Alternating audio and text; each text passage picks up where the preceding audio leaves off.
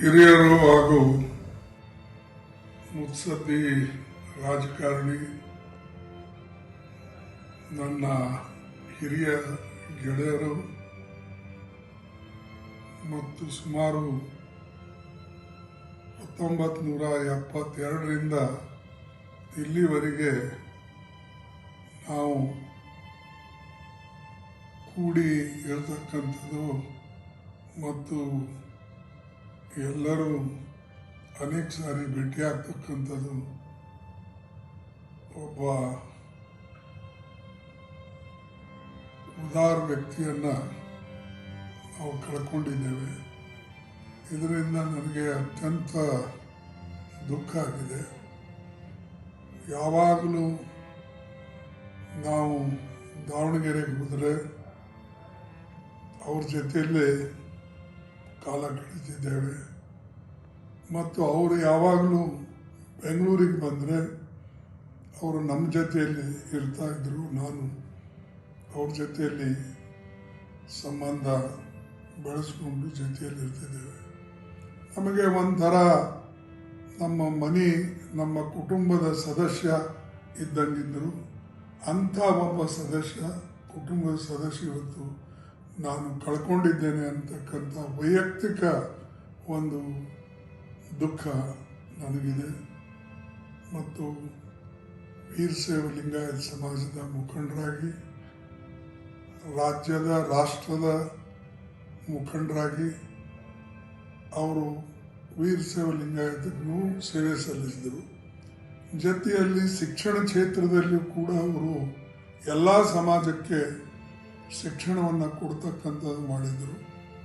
ಯಾವಾಗಲೂ ಬಡವರ ಬಗ್ಗೆ ಕಾಳಜಿ ಇಟ್ಟು, ವಿಶೇಷವಾಗಿ ಕೆಲವೇ ಮೆಡಿಕಲ್ ಕಾಲೇಜ್ಗಳಿದ್ದಾಗ, ಇಂಜಿನಿಯರಿಂಗ್ ಕಾಲೇಜ್ ಇದ್ದಾಗ ಅವರು ಸಾಕಷ್ಟು ಜನರಿಗೆ ಹಳೆ ಮೈಸೂರಿನಲ್ಲಿ ಮತ್ತು ಹೊಸ ನಮ್ಮ ಉತ್ತರ ಕರ್ನಾಟಕದಲ್ಲಿ ಎಲ್ಲರನ್ನ ಸಹಾಯ ಮಾಡ್ತಕ್ಕಂಥ ಒಂದು ಅವರ ಹತ್ರ ಉದಾರ ಗುಣ ಇತ್ತು.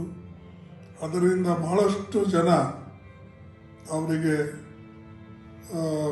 ಒಂದು ತಂದೆ ಸಮಾನ ಅಂತ ಹೇಳಿ ತಿಳ್ಕೊಂಡು ಅವರಿಗೆ ಎಲ್ಲರೂ ಗೌರವದಿಂದ ನೋಡ್ತಾ ಇದ್ದರು. ಮತ್ತು ಅವರ ಸ್ವಭಾವ ಏನಂದರೆ, ಅವರು ಎಷ್ಟೇ ಸಮಯ ಕಳೆದ್ರೂ ಕೂಡ ಆ ದಿನ ಕೊನೆಗೆ ಮುಂಜಾನೆ ಅವರು ಯಾವಾಗಲೂ ದಿವಸ ಯಾವ ದೇವರ ಹೆಸರಿನಲ್ಲಿ ಅಥವಾ ಅವರು ಪೂಜೆಯನ್ನು ಮಾಡಬೇಕು, ಹಾಗೆ ಅವರು ಯಾವಾಗಲೂ ಎಲ್ಲೇ ಹೋದರೂ ಕೂಡ ಅದನ್ನು ಮಾಡ್ತಿದ್ರು. ಶಿವಭಕ್ತನಾಗಿ ಸೋಮವಾರ ದಿವಸ ಹೋಗ್ತಾ ಇದ್ರು. ಅದೇ ರೀತಿಯಾಗಿ ಹನುಮನ್ ದೇವರದು ಪೂಜೆ ಮಾಡ್ತಿದ್ರು. ಅದೇ ರೀತಿಯಾಗಿ ಅವರು ಈ ನಮ್ಮ ವಿಶೇಷವಾಗಿ ದೇವಿ ದೇವತೆಗಳ ಬಗ್ಗೆ ಒಂದು ಅಪಾರವಾದಂಥ ಅವರಿಗೆ ವಿಶ್ವಾಸ ಇತ್ತು, ಅವರಿಗೊಂದು ನಂಬಿಕೆ ಇತ್ತು. ನಾನು ಎಷ್ಟೋ ಸಲ ಹೇಳ್ತಿದ್ದೆ, ಇವು ಕೆಲವು ನಾವು ಮೂಢನಂಬಿಕೆ ಬಿಡಬೇಕು ಅಂತ.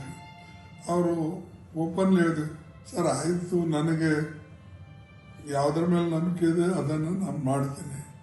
ಅದೇ ರೀತಿಯಾಗಿ ಲಿಂಗಾಯತ ಸಮಾಜದ ಅನೇಕ ಸ್ವಾಮಿಗಳು, ಅನೇಕ ಮಠಕ್ಕೆ, ಅನೇಕ ಗುಡಿ ಗುಂಡಾರಗಳಿಗೆ ಅವರು ಉದಾರವಾಗಿ ಸಹಾಯ ಮಾಡಿ ಅವರ ಆಶೀರ್ವಾದವನ್ನು ಪಡೀತಾ ಇದ್ದರು.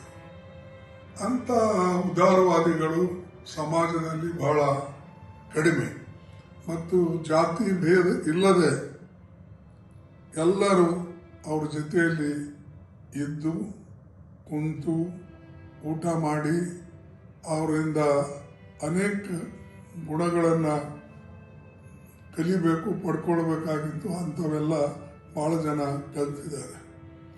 ಬಹುಶಃ ಇಂಥ ವ್ಯಕ್ತಿಗಳು ಬಹಳ ರೇರ್ ನಮ್ಮ ಜೀವನದಲ್ಲಿ ಸಿಗ್ತಕ್ಕಂಥವ್ರು.